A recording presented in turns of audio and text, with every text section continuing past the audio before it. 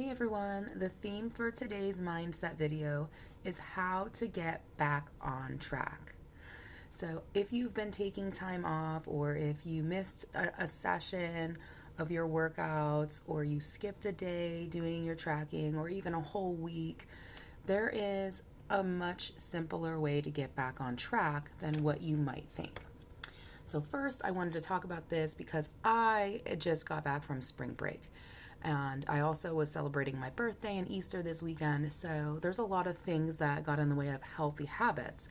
And that's totally normal. This happens to everybody, especially with holidays, it throws people off track.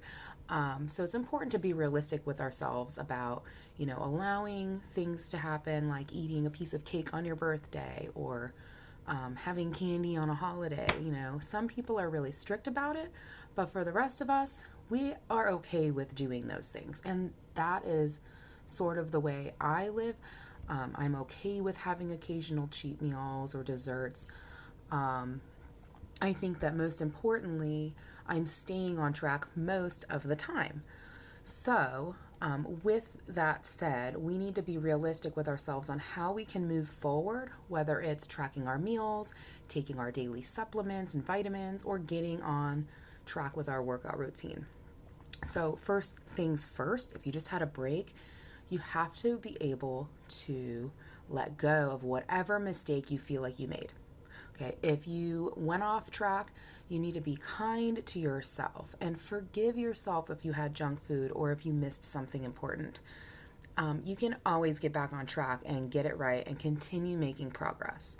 Okay, so anybody who exercises or go on a diet will have a cheat day or a day off. That's totally normal and acceptable. And even professional athletes take breaks. They take breaks from their routines, they go on vacation. It doesn't mean that they quit what they're doing or quit their jobs or give up on their goals. Okay, and for you, that shouldn't mean that you have to give up on yourself either.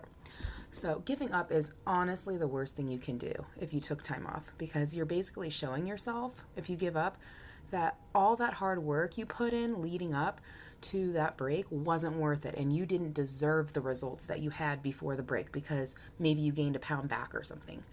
Listen, that's not true. If you give up, you can lose your strength, you can increase your body fat, you can slow down, you can start feeling unhappy, and you can even completely reverse all the progress that you made and even gain extra weight on top of that. So it's so important that you stay on track or get yourself back on track because that's not what you want. You don't really want to treat yourself that way. So if that's how you treat yourself after you take time off, we really need to rethink this, okay? If you are coming back and you have a lot going on, you're swamped with work, you don't have to necessarily go back to your full throttle routine. If you can, that's amazing and awesome, but it's not possible for everyone because things come up. You have to catch up on work or sort of get back into the swing of other things. And so doing all of that at once can be really overwhelming.